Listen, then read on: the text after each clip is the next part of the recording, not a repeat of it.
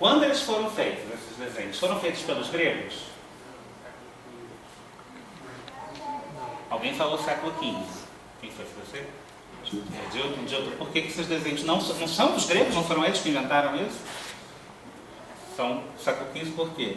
Os trapezistas que ilustraram. O primeiro registro é o de Vitrúvio, mas não era ilustrado, era narrativo. No século XV eles vão recuperar e vão compor tratados de arquitetura com ilustração, que são essas imagens. E isso é que período histórico naquela linha de tempo? Idade moderna.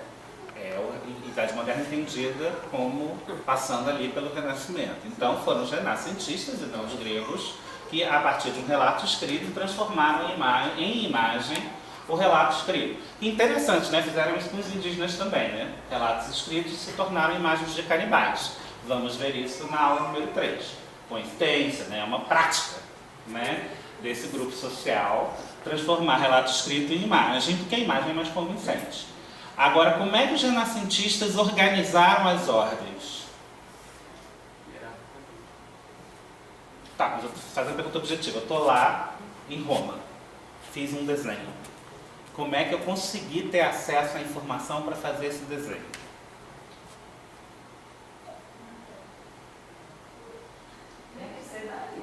Eles estão dizendo pra gente que essa... Eu aprendi assim, tá? Do FRJ, que tem lá não sei quantas disciplinas de história. Tinha o Pedro Lessa que mandava desenhar o mapa da Europa, a culpa toda é dele. Eu fui obrigado a desenhar o mapa da Europa por 20 aulas seguidas, aí eu virei decolonial.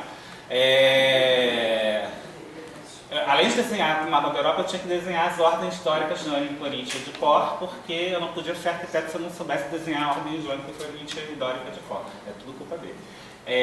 Mas eu gostava dele, tá? Eu tô falando mal de alguém que eu gosto. Me diziam, nessa faculdade de arquitetura, que eu tinha que saber isso, porque isso era... toda a história da arquitetura passaria por referenciar ou não estas linguagens, e que isso é uma linguagem dos tempos gregos. Isso é efetivamente a linguagem dos tempos gregos?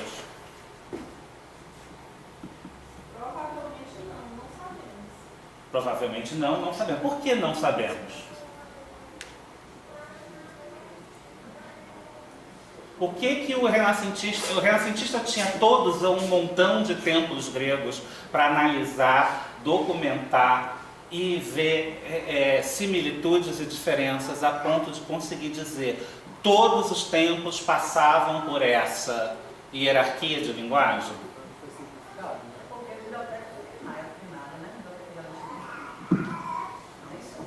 Lamento, mas a minha pergunta não é sobre o que foi destruído e o que não foi destruído, é o que tinha. O fato de ser destruído já impede da pessoa ter acesso, né? Sim, mas o fato de ser destruído, poderíamos falar de uma arquitetura que foi destruída, não de uma arquitetura que significa a história do Ocidente, na arquitetura. Como é que os renascentistas organizaram as ordens? A partir de que dado? Foi em loco, visitando as ruínas e interpretando Vitrúvio, a princípio, e cada tratadista elencava uma hierarquia e desenhava uma ordem para a qual ele achava que era mais fidedigna ao museu. No livro A Linguagem Clássica da Arquitetura dos anos 60, de um cara que nem né, tá longe de ser decolonial, né, John Summerson, ele inclusive mostra que os renascentistas ficavam brigando entre si para ver quem tinha descoberto mais a verdade. E essas ordens vão mudando, os desenhos vão mudando ao longo do Renascimento. Porque o Dilton tem razão, o que se tinha acesso era um monte de fragmento, era um monte de ruína.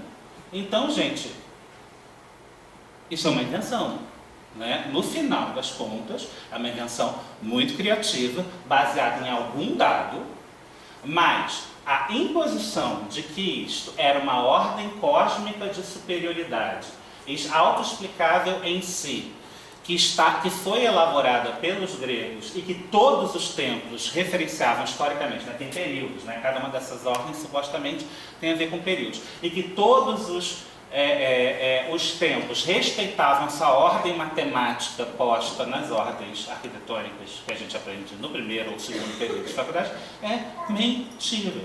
Isto é uma linguagem criada pelos próprios renascentistas, Assim como a gente teve uma série de documentos escritos que foram transformados em imagem nos relatos, por exemplo, coloniais. Aí, o fato de se dizer que existiam canibais virava uma imagem escatológica, reproduzida tecnicamente várias vezes e repetida várias vezes, que fez as pessoas acreditarem, por exemplo, que todos os indígenas eram canibais. Nós acreditamos que todos os tempos eram assim. E não temos como saber. Alguém falou aí, não temos como saber. Como ter certeza, não temos nenhuma certeza sobre isso. Tá? Isto é uma montagem a partir de observação de ruínas. Estou dizendo que isso é errado, isso é feio, isso é horrível, temos que jogar fora? Não. Estou dizendo apenas que isto é uma montagem a partir da observação de ruínas. E temos que tratar como uma montagem a partir da observação de ruínas, e não como uma linguagem colocada quase como cósmica, quase como divina, que retrata a perfeição humana e que retrata a perfeição e a genialidade dos gregos, que por sua vez representa a perfeição e a genialidade do Ocidente. É assim que nos é apresentado. Não seria importante também saber quem construiu? Porque eram os escravos. Sim. Na Grécia, que era o Oriente, dentro do Ocidente grego, se a gente for pensar assim. Sim, mas não é essa a história que nos conta, eu concordo com você. Não, eu só estou colocando isso porque fica aquela coisa da democracia grega que se escravo. Sim, mas eu também já vi uma discussão do IFAM, e eu sei que aqui as discussões de patrimônio são fortes, de que quando Andréa Moassa, professora do Caunila, reclama que todo o patrimônio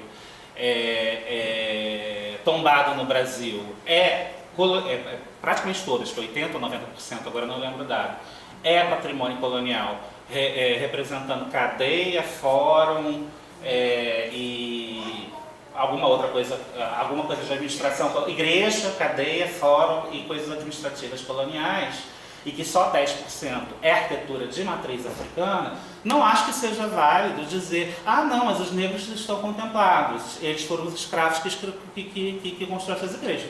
Eles eram escravos e não tem nenhum estatuto de autoria ao longo da história dado a eles. Nós não tombamos isso na maior parte das vezes. O discurso do turismo que simplifica tudo não diz sobre isso a maior parte das vezes, e nós não temos uma valorização do povo negro ao tombar uma igreja, na maior parte das vezes. A história que se conta é outra. Eu falei por isso. Sim, mas ao contrário, eu acho que é uma questão a ser colocada também, porque nunca se diz quem construiu. Sim, sim, sim. E também para sair um pouco desse binarismo também Oriente-Ocidente. Sim, sim. Agora, é parte da construção binária ocultar determinados dados. Então, o Sérgio Ferro também fala que o peão de obra não é nunca citado nas obras arquitetônicas, né? E é nós, como profissionais de arquitetura, que temos a autoria, quando não existe o objeto sem o peão, né? Agora, na história da arquitetura e na construção da profissão arquiteto, esse dado é ocultado para que se crie a hierarquia, né? Eu, arquiteto, sou melhor do que o peão, eu, Ocidente, sou igual aos gregos, que são os artistas, e não os escravos que construíram. Então, estou concordando com você, não estou discordando, mas faz parte do binarismo ter que ocultar dados, tá? Bem, aí tem esse cara, né, que há quem diga que ele seja decolonial, eu não concordo, amanhã ele vai estar numa tabela, amanhã não, quarta-feira, ele vai estar numa tabela da Balestrin que ela o considera decolonial, eu acho que não, eu acho que ele é uma referência muito importante, porque ele é agora não lembro se ele é americano ou alemão, mas enfim, americano? Ele é autor da teoria do sistema mundo, que é uma teoria dos anos 70 ou 60, que vai contar a história do capitalismo como sendo uma história de construção, uma construção geoespacial de centro e periferia. E ele, desde então, começa lá nos anos 60 e 70 a contar a história do capitalismo a partir da invasão. Ele, nesse momento, não está usando a palavra modernidade, a gente vai ver isso amanhã. Ele está dizendo que o capitalismo, como conhecemos hoje, é um capitalismo que começa com a invasão. E aí ele começa a analisar, historicamente, quem sempre esteve na posição de centro e periferia, né? A cada período histórico, há quem esteja no centro, há quem esteja na periferia. E ele vai falar, né? Aqui o Gabriel fala para a gente que a arquitetura, como ciência social aplicada, estamos falando de arquitetura por conta de quem está falando nesse momento, né? E por causa do exemplo, a arquitetura como ciência social aplicada vai ser atravessada pelo eurocentrismo como todas as outras ciências sociais. O Einstein vai dizer, inclusive, que as ciências sociais são um produto do eurocentrismo, né? Não é que elas sejam exatamente atravessadas pelo eurocentrismo, elas são um produto do eurocentrismo e sempre foram, hoje menos por conta de um senso crítico e uma autocrítica, mas sempre foram um instrumento justificador do eurocentrismo. E ele vai dizer que existem 5 elementos a serem sempre analisados. Hoje a gente não vai falar de decolonial, a gente vai falar só de eurocentrismo, nas ideias eurocêntricas, né? Existe uma historiografia específica sempre sendo apresentada, acabamos de dar um exemplo sobre isso. Um mito de origem grego, né? Sempre apresentado. A retórica do universalismo, a ideia de civilização, o orientalismo e o discurso do progresso. Reparem que eu falei para prestar atenção em binarismo e dualismo e evolucionismo, nas próprias ideias eurocêntricas, né, nos avatares, eles chamam de avatares eurocêntricos, você tem o dualismo e o evolucionismo aparecendo. A ideia de civilização é a que conjuga os dois, né? Existe a civilização X e a civilização Y, e na comparação entre civilização X e civilização Y sempre há uma ideia de evolução embutida, né? Há uma mais avançada e uma mais atrasada. Então, dualismo porque é diferente, totalmente diferente, evolucionismo porque é posto numa marcha temporal de quem está mais avançado e quem não está. O orientalismo é um discurso sobre o outro, sempre é um discurso do dualismo, e o discurso do progresso é literalmente a marcha evolucionista com outro nome, tá? E o universalismo é a roupa preta do Biff, né? O que representou aquela roupa preta do Biff, a condição de ser neutro sempre, de poder dizer que é o neutro, tá? Bem, então vamos lá. Essa linha do tempo, né? Alguém falou, acho que foi a nossa amiga que eu esqueci o nome. Gabriela. A Gabriela já tinha falado, né, que a linha do tempo que a gente mostrou é uma linha do tempo que desconsidera qualquer história antes da invasão, né? O Brasil foi descoberto em 1500, né, e a gente aprende que a história do Brasil, né, organizada nos cursos escolares a partir desta data, né? Espero que tenha mudado, mas eu cheguei a ter aulas em que se dizia que os indígenas eram indolentes, que os negros vieram ajudar no processo de colonização, fotos do padre Antônio Vieira, né, que reza a primeira missa, né, imagens do padre rezando a primeira missa. Eu tive um ensino profundamente eurocêntrico. Eu gosto de contar uma história que é verdade. Eu entendia lá criança que um país para existir ele precisava ser descoberto, né? Porque falavam que Cabral descobriu o Brasil e a gente começava a estudar o Brasil. Tinham descoberto antes a América como um todo, começava a descobrir a América. E um dia eu perguntei ingenuamente para a professora, isso é verdade, tá? Quem tinha descoberto a Europa, porque na minha cabeça infantil alguém precisava descobrir o lugar para a história começar, porque no final das contas é isso que dizem pra gente, né? E aí eu perguntei ingenuamente quem tinha descoberto a Europa. A professora deu tela azul, não tinha computador na época, mas a analogia possível é essa. Ela me deu um esporro, assim, que é isso, se perguntar isso, tal. E eu passei a ser uma criança insuportável, que eu passei a perguntar para todas as pessoas à minha volta quem tinha descoberto Portugal. Na verdade, era quem tinha descoberto Portugal. Portugal descobriu o Brasil, então alguém tinha que ter descoberto Portugal. Era o que passou pela minha cabeça. E até que depois da 10ª pergunta para alguém, o meu tio, o irmão mais novo da minha mãe, o tio Ricardo, ele falou: Leonardo, não é bem assim. Eles são quem descobrem, nós é que somos descobertos. E você tem que aceitar isso. Né? E é isso mesmo que meu tio tinha razão, né? Pelo menos na produção historiográfica isso que tem. Então não tem nenhuma... Deixa eu deixar mais calmo, ele tinha razão. Se acalmar, funcionou, né? Ele tinha razão do discurso escolar. O discurso escolar é esse, assim, né? A gente passa a aprender que existe um Brasil ou uma América Latina a partir desse momento. Os que têm aula de arquitetura aqui, né? Fizeram graduação, ou estão na graduação de arquitetura. Eu só tive aula de Egito, Mesopotâmia, aí já pulava para a Grécia. Eu não vi um slide em 5 anos de faculdade sobre Incas, astecas. Não vi um slide. Talvez hoje tenha mudado, mas a gente aprende a história contada pelo Ocidente. Tem a Mesopotâmia e o Egito, que eram os impérios ali pertinho, né? Pertinho deles.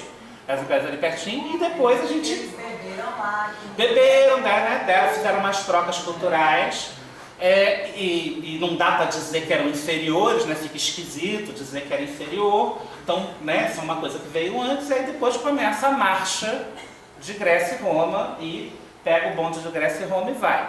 A mesma coisa, história escolar, gente, eu tenho pós-doutorado em feudalismo, né? Porque todo semestre, todo ano, mudava professor, eu estava em outra série, e a aula era sobre o quê? Revisão do feudalismo, né? E não teve feudalismo aqui. Eu tenho que aprender sobre feudalismo? Tenho. Estou me perguntando por que a gente só aprende sobre o feudalismo e não aprende sobre os indígenas, né? Enquanto os indígenas estavam aqui todos felizes, né?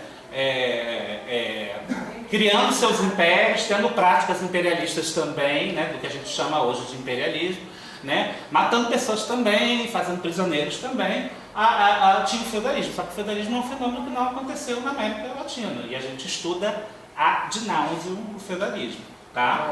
Léo, Oi. por exemplo, os processos de colonização portuguesa no Brasil é calcado no feudalismo português, né? Porque nem esquece, português após a reconquista dos mouros, né? Que é a expulsão dos mouros e os reis católicos, então, unificam Portugal. Talvez aí a gente pode chamar de Portugal nesse sentido, mas antes eram povos ali que viviam se degladiando e convivendo por mais de 700 anos com os orientais, na Península Ibérica. Que invadiram. Ou seja, eles descobriram Portugal. Sim, vamos ter esse slide hoje. Não, vamos ter inclusive esse slide hoje. Não, é só porque isso é importante. Por exemplo, na aula de história, eu falando sobre o feudalismo, toda a lógica de colonização da América Portuguesa é uma lógica feudal, assim, da propriedade privada, da agricultura. Isso reaparece aqui na colonização. Então, Eu não estou dizendo, gente, O que ele está dizendo é que enquanto o feudalismo acontecia, aconteciam coisas aqui que são apagadas, Assim, eu não estou dizendo para banir o feudalismo do ensino. Eu só não quero que outra criança passe pelo que eu passei. 4 anos de feudalismo. É tarde por ele. Não passa. Só uma coisa assim, na mesma onda do Dilton, só para tentar tornar um pouco mais complexas as questões, assim, um historiador, a história do Brasil mesmo começa quando o Brasil passa a ser chamado Brasil. Ok, concordo. Que não era antes. Então aqui é uma história de uma outra coisa que não é Brasil. Mas essa outra coisa continua sendo não ensinada, ainda que eu possa concordar com você que é outra coisa. E a história de Pindorama, por exemplo, né? O matriarcado de Pindorama, não sei como é que você vai chamar, ou vai chamar de cada um dos povos, de todos os indígenas, etc., que estavam aqui, que tinham suas nações e que não eram também aquele território daquela forma como a gente conhece. Então tem uma construção aí da ideia da nação, né, que é outra história. E a mesma coisa de Portugal, que era isso que o Dilton estava falando. A construção das nações europeias, elas também se dão nesse momento, porque até, se bem que tem algumas que vão muito depois, né? É bem depois, eu acho que Portugal até depois também que constitui do jeito que está. Itália foi agora, né, que virou Itália. E até agora, e tem isso também, porque me preocupa um pouco essa coisa, a Europa. A Europa só existe falando daqui, né? Porque ninguém se reconhece europeu até hoje, por isso que eles ficam lutando. Eles ficam lutando para criar a comunidade europeia para juntar aquele negócio que é uma balbúrdia também, é uma diversidade, uma pluralidade enorme, que eles não se entendem também. Então, me preocupa um pouco só de não ter uma repetição dessa mesma dualidade, somente uma inversão. Então a gente olha a partir daqui, mas você também está construindo uma Europa que não existe. Mas essa Europa existe enquanto formulação epistemológica. E a epistemologia tem efeito... Mas não percebida como Europa. Não nesse momento histórico. Cada um está percebendo, não. Epistemológica ali, até hoje. Cada um está se percebendo no seu estado-nação, até na sua língua. Tá, mas enfim, vou tentar adiantar um pouquinho, que vai aparecer mais tarde. A Europa, gente, o que a gente chama de Europa é uma construção como qualquer outra construção. O que a gente chama de América é uma construção como qualquer outra construção. Os indígenas vão até hoje dizer que o que tem aqui é Aba e Ala, que é um nome que, sendo verdade ou mentira, é o nome que politicamente os indígenas dizem hoje que era o nome de América antes da invasão. Agora, o que a gente está falando aqui, gente, que acho que está claro no videoclipe, mas estou dando spoiler da segunda e da terceira aula, é que a Europa, no final das contas, é a branquitude, tá? É uma construção de branquitude que se apresenta como uma construção universal. Naquele debate dificílimo das identidades, tem uma coisa que eu tenho certeza. Eu posso achar que negro e indígena essencializam uma condição que não é tão fácil de ser essencializada, que é complexa. Mas eu também tenho certeza que a identidade branca também existe, também foi construída historicamente. E ela também é essencialista, só que a identidade branca finge que não existe, né? E acusa os negros e acusa os indígenas de serem essencialistas, né? Não existia escravo antes da escravidão, não existia negro antes da escravidão. A categoria negro é uma categoria construída na escravidão. A categoria indígena é construída na invasão e na servidão. Então, quem inventou o indígena e o escravo foi o branco. Só que o branco se apresenta como uma identidade, como uma não identidade, como uma coisa descorporificada, universal. E aí, quando vem o negro exigir cotas, dizem que é racismo ao contrário. Não estou dizendo que é o que você disse, tá? Dizem que é racismo ao contrário. Quando vem o indígena exigir Estado plurinacional na Bolívia, dizem que eles estão sendo essencialistas. Só que eles estão operacionalizando uma coisa que foi posta, tá? Eu não gosto do debate de identidade, haverá aula sobre isso. Marcos não gosta do debate de identidade, Gabriel não gosta do debate de identidade como ele é apresentado. Mas eu tenho certeza que ele precisa ser operacionalizado. Não há saída, não há escolha, ele precisa ser operacionalizado. E precisa ser revelado que aquele que se apresenta como universal é a identidade branca heterossexual. Só que a identidade branca heterossexual se apresenta como não identidade. É a única que diz que não é identidade, né? Quando todas as outras coisas, todas aquelas pessoas daquele videoclipe são apresentadas como identidade. Neste momento, por uma defesa contra a opressão. Eu estou operacionalizando uma categoria que me foi imposta, né? Tentando operacionalizar a meu favor. Agora, o que é suspeito é que a identidade branca nunca aparece como identidade branca. Ela aparece como o universal, o que não se diz, né? E inexoravelmente isso passa pela construção de Europa. Tá? Não, só uma questão. Quando a gente recorre a omissão desses conteúdos no sistema escolar, por exemplo, a gente de alguma maneira não corre um determinado risco, porque, como você fala, a inserção desses conteúdos tem se alterado. Sim. A gente tem uma gradual inserção desses conteúdos, tanto no ensino básico quanto no ensino superior, uma série de universidades repensando o próprio corpo docente, incorporando isso. E me parece que esse dado per si, né, dessa perspectiva, poderia indicar só por si só, uma solução ao egocentrismo dessa forma de ensino. Não é solução. Não é, né? Primeiro que eu acho. É uma própria condição epistêmica, né?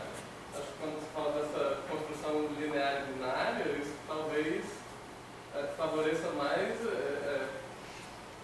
se relacionar com a complexidade dessa discussão do que a própria questão desses conteúdos, né? Porque eles muitas vezes são inseridos dentro dessa própria lógica de conhecimento. Enfim, não sei se é o Einstein que fala isso, ele fala do eurocentrismo anti-eurocêntrico, né? Quando existe uma crítica que, ao bater, reforça o lugar, tá? Agora, o que eu tenho certeza é que foi o debate identitário que mudou esses conteúdos. Eu continuo achando a identidade problemática. Mas mais problemático do que a identidade ser problemático é uma identidade que não se apresenta, uma identidade que aí está, mas que não se apresenta como identidade, se apresenta como neutro, se apresenta como a roupa preta. A roupa preta que cabe tudo, né? E que serve para todos. Não serve. Histórias locais nos foram apresentadas como histórias gerais. Aquela linha de história, essa linha de história de cima é uma linha histórica provinciana. É o europeu olhando para o seu próprio umbigo histórico e narrando, inclusive nos conteúdos antigos tinha história universal e história do Brasil, né? Narrando a história do mundo como sendo a história europeia. A história europeia como sendo a história do mundo, tá? E eu acho que é disso que estamos falando. Quem tem o direito de advogar pelo mundo e se apresentar como mundo? Quem tem o direito histórico, por uma questão de poder, de se apresentar como neutro. E de fingir que também não se constrói essencialmente com todas as contradições que isso provoca dentro da própria Europa, né? De apagar de todo o leste europeu não se sentir representado nessa europeidade, por exemplo, né? O nome disso é Eurocentrismo. Bem, aí esse cara aí, eu uso autores ingleses, eu também uso, tá? Mas eu tenho que ter cuidado de usar outras referências. Hoje os autores nem estão tão decoloniais assim. Esse cara é considerado pós-colonial, é um historiador, acho que ele é inglês, e ele fala que essa linha do tempo é o túnel do tempo europeu. Ele diz que essa linha do tempo é como se fosse um túnel fechado, né, um tubo, em que todos os eventos intra-europeus são colocados dentro desse tubo, numa sequência lógica, eventos esses que sempre representam algum feito significativo desta Europa que se apresenta enquanto Europa, né? Apagando todos os outros ditos europeus. Tá? Então, essa aventura é uma maneira de se olhar para trás e para frente, no túnel, e tentar decidir o que aconteceu, onde, quando e porquê. O porquê, evidentemente, se explica por conexões entre eventos históricos, mas somente entre os eventos que estão dentro do túnel europeu. Fenômenos intra-europeus explicam o mundo. Tá?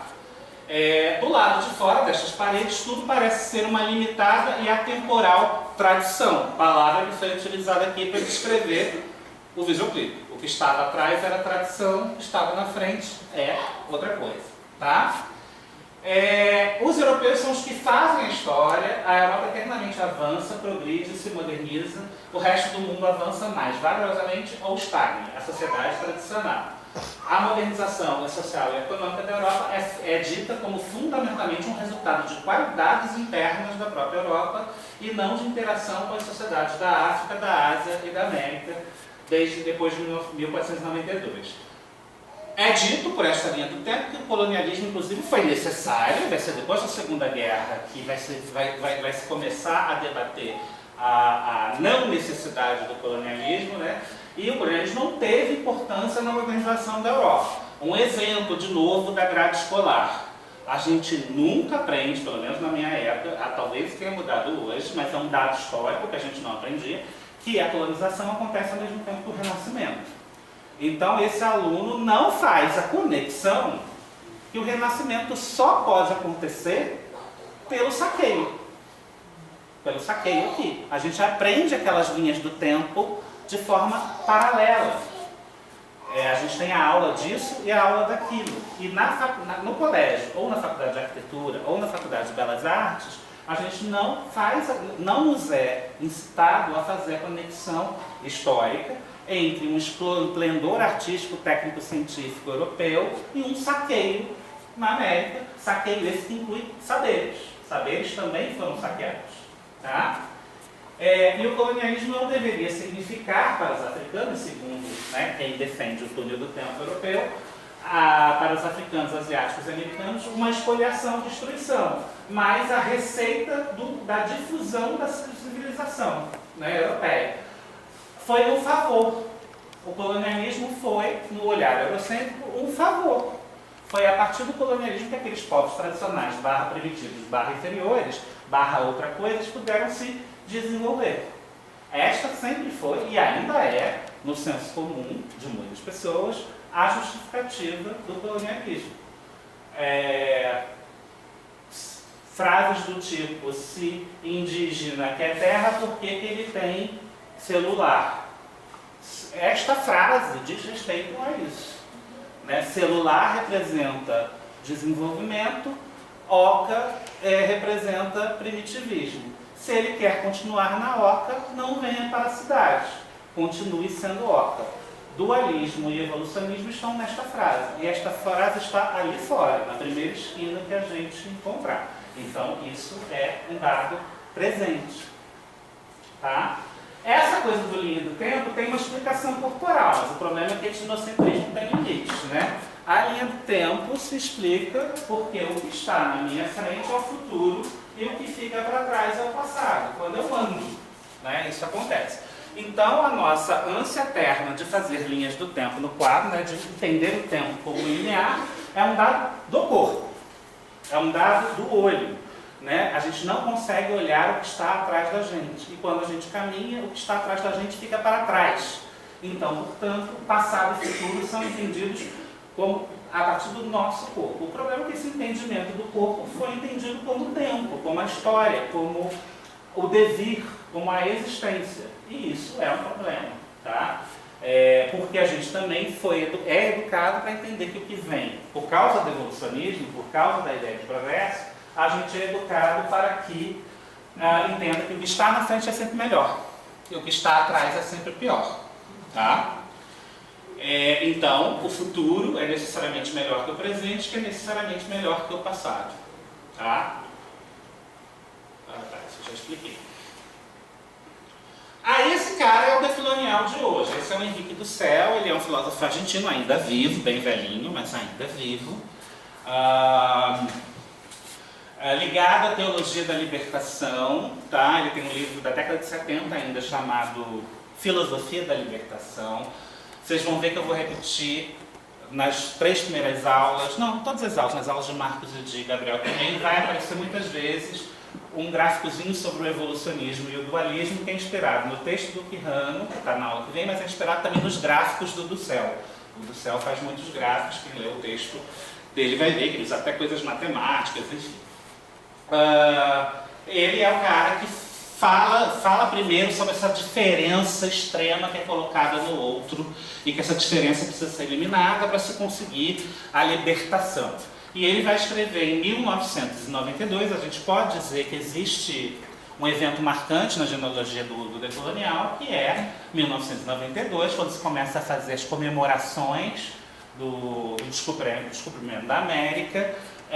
Os indígenas, por exemplo, na Eco 92, vão na Eco 92 em peso, e isso tem um efeito epistemológico muito forte. E o Dussel, no mesmo 1992, ele lança o livro 1492, O Encobrimento do Outro, e não o Descobrimento do Outro. Ele diz que o descobrimento foi um ato de encobrimento do outro, de ocultamento do outro, de silenciamento do outro, e não de descobrimento. Não se foi permitido descobrir o outro, né? Não se quis descobrir o outro, na verdade. Ao ter esse encontro, se quis encobri-lo e eliminar. E aí, no texto que está para vocês na aula de hoje, ele vai ter uma discussão bem profunda dessa ideia de Grécia, né? Dessa ideia de Ocidente, dessa ideia de Grécia, onde tudo começou no vídeo de brincadeira que apareceu em Marcos. Tá? E aí a gente tentou traduzir aqui um gráfico cheio de letrinha, número que ele bota, a gente tentou traduzir no mapa, foi uma discussão que a gente fez, que a gente tinha que traduzir em mapas informações que estão lá no texto do Céu, mais gráficas e mais com letrinha e com matemática, tá? Então, entre outras coisas, o que ele está dizendo é que na história do eurocentrismo, que cria uma história da Europa, que cria essa história ligada a um mito de origem grego, a história da Ásia, dessa parte em amarelo bem grande, né, esse território bem maior, é a história da Ásia entendida como uma pré-história europeia. O norte da África também entraria com essa pré-história europeia.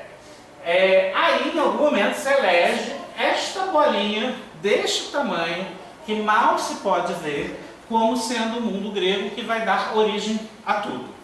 A filosofia foi inventada aí, a boa arquitetura foi inventada aí, o pensar foi inventado aí, o que se entende hoje como civilização é dito que foi inventado aí. E aí ele vai dizer, assim como Blau diz também, que o pensamento eurocêntrico é um pensamento difusionista. O que está neste lugar vai se espalhando pelo mundo, se difunde pelo mundo, como se fosse um vírus, tá? É a lógica do vírus, né? Por trás da ideia do eurocentrismo existe uma lógica de difusão cultural, tá? E violenta, né? Então, do mundo grego se é dito nessa linha ideológica, ele chama acho que de linha ideológica da história da Europa, o mundo romano, pagão e cristão é seguido, segue depois do mundo grego, tá?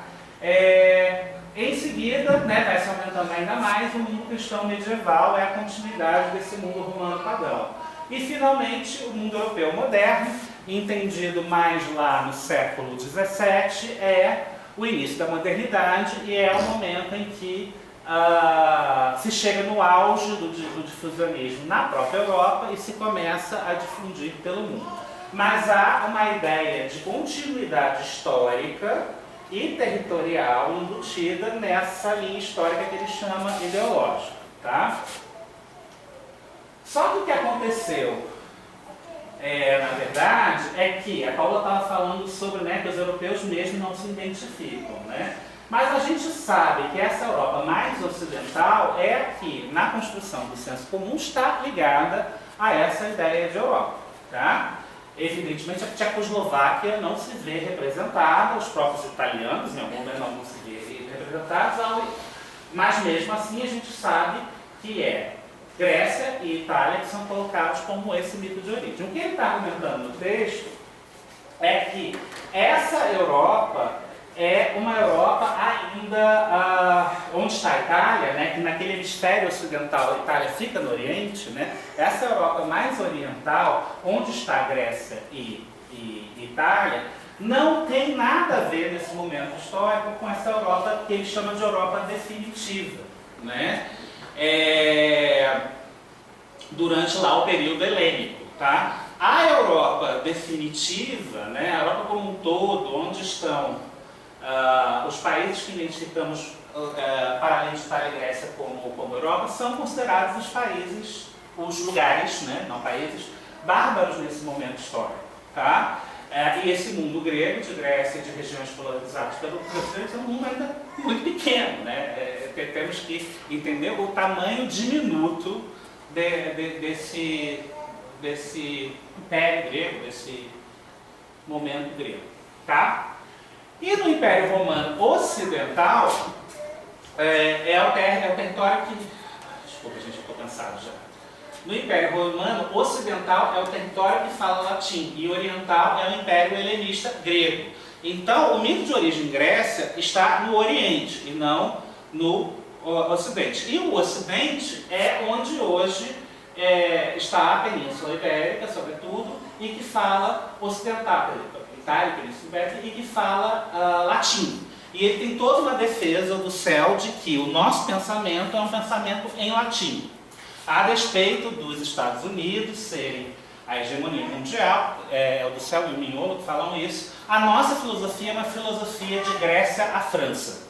E, portanto, é uma filosofia que pensa em latim. Isso não deu nenhum protagonismo para quem fala português, mas ele diz que isso é uma questão ligada a esse mito de origem do Ocidente. Tá? E, por sua vez, não há um conceito relevante do que se chamará de Europa posteriormente, nesse momento, que quem defende o túnel do tempo diz que é a origem da Europa. Tá? Na linha tradicional da história, e a gente botou a historiadora para falar, né, a Teresa, né, a gente costuma associar a queda de Roma como sendo o início da Idade Média. Isso porque a Idade Média, naquela linha de tempo eurocêntrica, é um período de trevas, né? É um período complicado, é um período de sombras, é um período da crise do século XIV, do século XV, a fome, peste, e que vai ser superado pelas luzes modernas depois. Só que esse período de trevas, para o lado de cá, era o período em que o mundo bizantino estava bombando, né? Era o período em que Constantinopla estava bombando. Constantinopla que era o centro do mundo neste momento. E a gente tende a encarar esse momento como sendo um momento de uma crise, né? Aos olhos da Europa, sim, foi uma crise, mas naquela linha de tempo dita como universal, essa crise não tem nada a ver com o momento de esplendor bizantino, que nas aulas de História da Arquitetura e da Arte a gente vai aprender lá, com 2 aulinhas sobre o bizantino, por exemplo, tá? E um monte de aula de catedral gótica, né? Em paralelo a isso. E as cruzadas são o primeiro momento, né, que fracassa, em que esse lado latino tenta se impor ao lado oriental. Fracassa. Mas é a primeira tentativa do lado de lá se impor, o laranja se impor ao vermelho, tá? Fracassa, e com isso a Europa Latina continua sendo uma cultura periférica. Nesse momento, Grécia e Roma, essa Europa Latina que se apresenta como a grande Europa, contemporaneamente, ela é secundária, ela é periferia em relação ao mundo muçulmano. Tá? E ele vai defender muito melhor que eu isso no texto. No Renascimento italiano, que é outro período histórico que estudamos ad nauseam, né? O ocidental latino se une ao grego oriental para enfrentar o mundo turco, né? E com isso se esquece a origem bizantina, ideologicamente se oculta e se esquece a origem bizantina desse mundo grego clássico, em favorecimento a uma equação que ele diz que é falsa, que é ocidental é igual a helenístico mais romano mais cristão. E se esquece que o helenístico era oriental, muçulmano, bizantino, etc. Tá? E com isso, a ideia de Europa e, portanto, a ideia de branquitude se consolida na falta de outra expressão, nesse imaginário epistêmico, nesse dado explicativo que nos repetem o tempo inteiro. Tá? Eu sei que foi complicado, mas o resumo desses slides o início da Idade Média é um momento de esplendor e domínio e poder e alta cultura do lado vermelho. No lado vermelho estão toda a ideia do mundo helenístico, e esse mundo helenístico não se dialogava com o outro lado. Chega no Renascimento, assim como se reinventou as ordens, né, como sendo algo absolutamente geral, universal, e que passa a ser tratado como geral e universal nesse passado, se inventou um grego que não existia. Um grego que explica o ocidental helenístico, romano e cristão. Tá? Aí a gente primeiro tem que se lembrar que o Renascimento não se deu só na Itália, a gente aprende sobretudo na área de artes, né, arquitetura, belas artes, a gente aprende muito sobre o Renascimento italiano, mas a gente tem que lembrar que o Renascimento português e espanhol foi um renascimento de navegações, foi um renascimento majoritariamente marítimo, né, em que os avanços eram cartográficos e de navegação, o que explica a invasão feita por eles e não por outros. Tá? E o Dussel vai falar também, e esse é o dado mais importante da aula de hoje, que há 2 visões de modernidade. A visão corrente e a visão que ele e os decoloniais vão defender. A visão corrente é a visão da linha de tempo que eu apresentei aqui. Eles chamam de linha de tempo ideológica, eurocêntrica, e que o Blaut chama de túnel do tempo. Tá? Essa visão corrente é a visão que indica, como pontos de partida da modernidade, fenômenos estritamente intra-europeus. Né? O Renascimento italiano, a Reforma e a Ilustração alemães e a Revolução Francesa. Inclusive o Renascimento, alguém deve falar, mas você não falou que o Renascimento tem a ver com a colonização? Sim, falei. Mas o Renascimento nos explicado como sendo um fenômeno intra-europeu, quando na verdade ele só foi possível a partir de uma relação que não é só intra-europeia. Então, esses fenômenos intra-europeus dizem que construíram a modernidade. Nos dito que construiu a modernidade. Modernidade é essa que, por difusionismo, é dita que diz respeito ao mundo todo.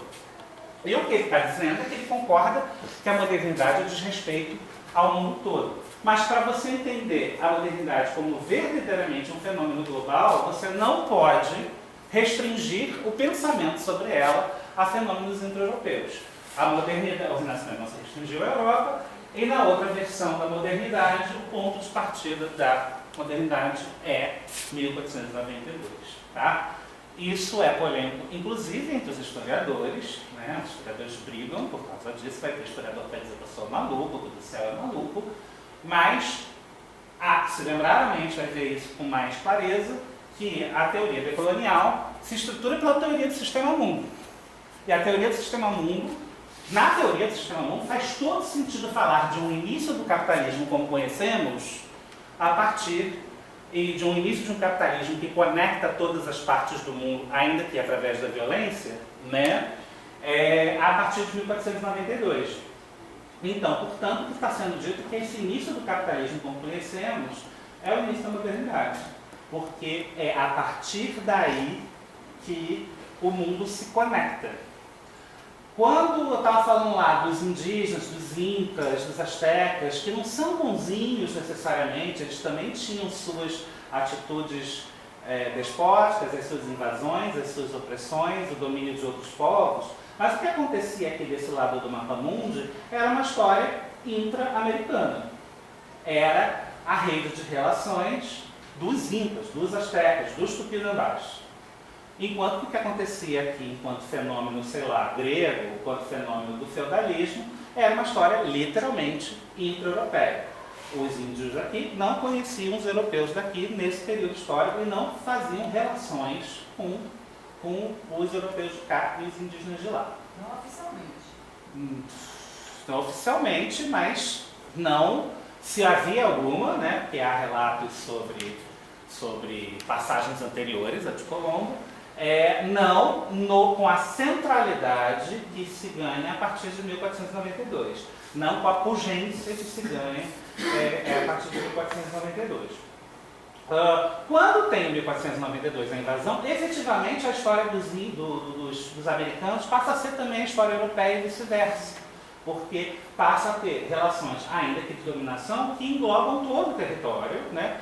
A gente nunca sabe o que fazer com a história da Oceania, nessa explicação, tá? Já revelando o problema desta explicação, nós nunca sabemos o que fazer com a Oceania, isso é um problema epistemológico, tá? Mas, retirando a Oceania, que é um problema epistemológico, inclusive para os historiadores, esse globo realmente se conecta a partir daí, por relações que incluem uma invasão, a violência e o saqueio. E aí fica fácil entender o que nos é ocultado a maior parte do tempo na aula de história do colégio, sobretudo. O Renascimento só é possível por causa do saqueio. Né? A pujança econômica de Portugal e Espanha no primeiro momento se explica pela escravidão, né? Pela exploração de corpos da África. Né? As relações de dominação se explicam pela servidão indígena. As relações de pujança econômica se explicam, inclusive, pelo trabalho grátis indígena. Tá? A exploração das riquezas naturais do Brasil. E pela exploração dos recursos naturais da América como um todo. Só não esquecendo que são 700 anos de povoamento da Península Ibérica pelos mouros. Então, toda a sabedoria das navegações, toda essa, né, a própria... Eu acho que a gente poderia falar de rotas comerciais aqui que embaralharia muito essas definições que a gente está trabalhando.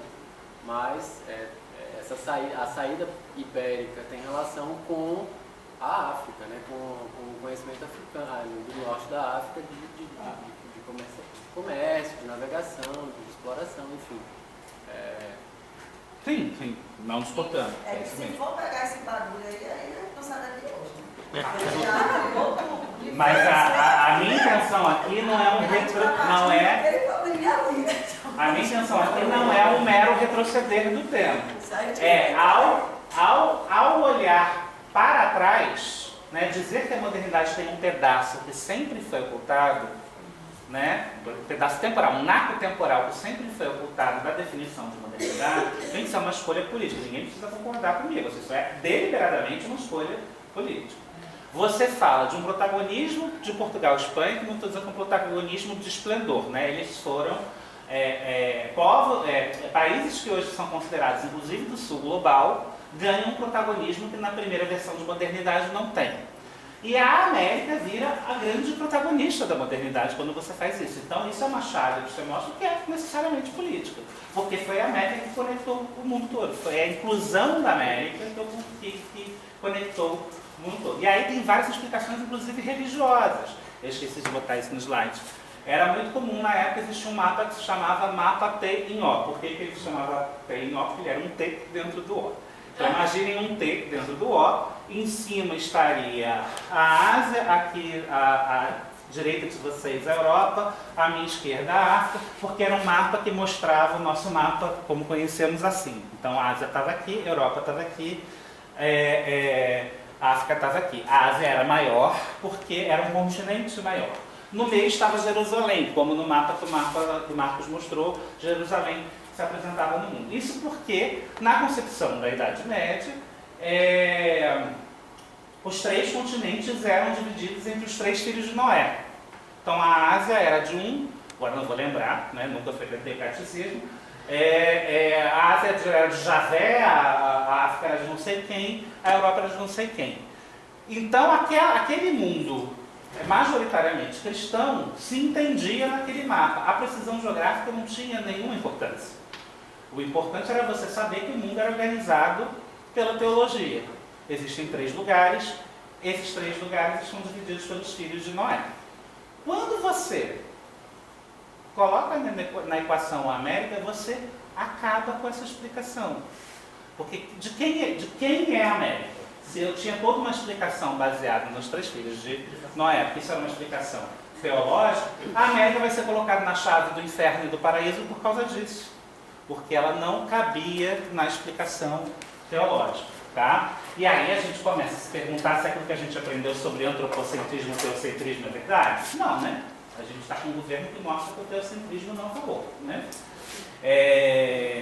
Mas, no final das contas, o que a gente está dizendo aqui é que a escolha por dizer que um evento que conecta globalmente a partir da América é o evento inaugural da modernidade, primeiramente é uma escolha política. Segundamente, é uma escolha que dá relevo a fatos históricos que antes são ocultados dessa metanarrativa. E terceiro, quer-se disputar a metanarrativa. Na aula de amanhã a gente vai ver que o Pirrano fala,